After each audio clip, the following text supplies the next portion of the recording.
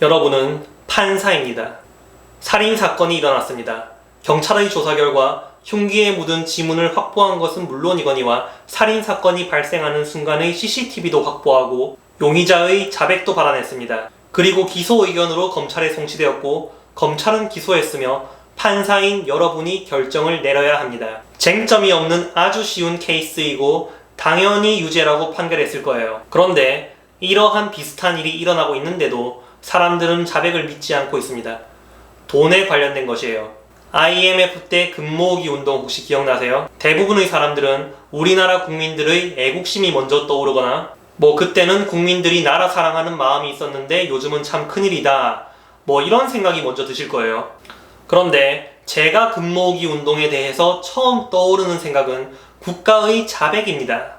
우리 경제가 망해서 국가가 부여한 원화의 신용이 사라지고 있어서 원화가 대외적으로 똥값이 되어가고 있으니 가치를 지니고 있는 진짜 돈인 금을 내놓으시오 이겁니다. 즉 금 모으기 운동으로 아름답게 미화된 20세기판 금 몰수 사건입니다. 그때 당시 대한민국은 외환 부채가 약 304억 달러에 이르렀고 전국 누계 약 351만 명이 참여한 이 운동으로 약 227톤의 금이 모였다고 해요. 그것은 당시 시세로 약 21억 달러치의 금이었습니다. 순진한 국민들은 나라를 살리겠다는 마음으로 너도 나도 금을 가지고 나와서 국가에 헌납하고 원화로 바꿔갔습니다. 당시 국민들을 조롱하는 것이 아닙니다. 당시 우리 집에서도 집에 있던 얼마 안 되던 돌반지를 비롯한 금을 팔았었던 기억이 납니다. 심지어 당시 97년의 금 국제 시세는 1트로이 온스에 약 350달러로 매우 약세를 보일 때였습니다.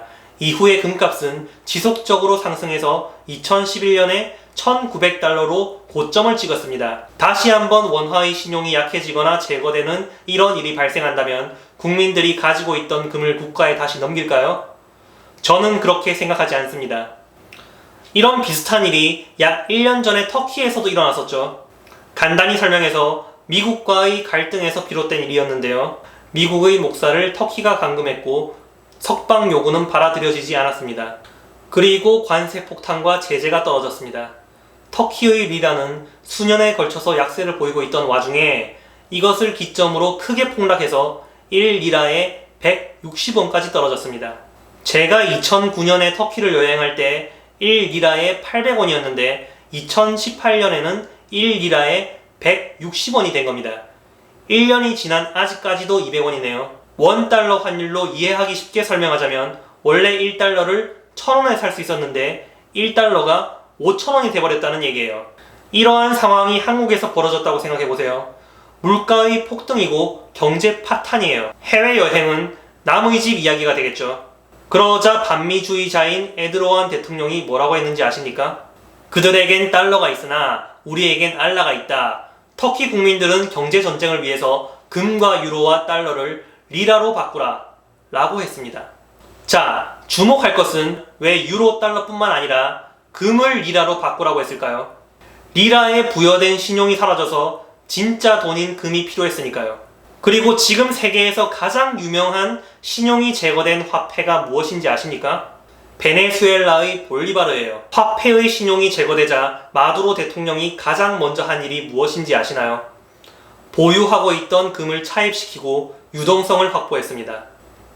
자, 그리고 2016년에 인도에서 지하 경제에서 돌고 있는 검은 돈을 양성화하고자 화폐 개혁을 했지요.